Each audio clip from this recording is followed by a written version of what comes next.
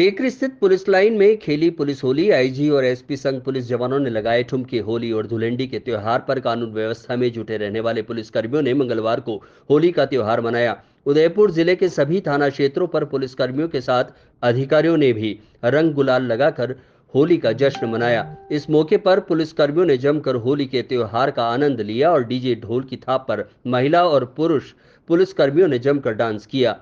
जिले के अधिकारियों ने जिले के जवानों के साथ होली का त्योहार मनाया।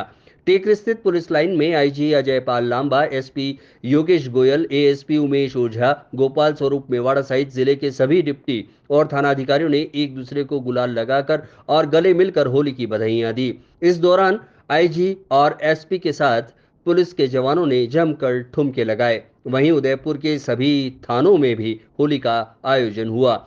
शहर के सूरजपुल, हाथीपुल, घंटाघर, अंबा माता, धान मंडी, भोपालपुरा, गोवर्धन विलास, सवीना सहित अन्य थानों में पुलिसकर्मियों ने जमकर नाचते गाते सेलिब्रेट किया।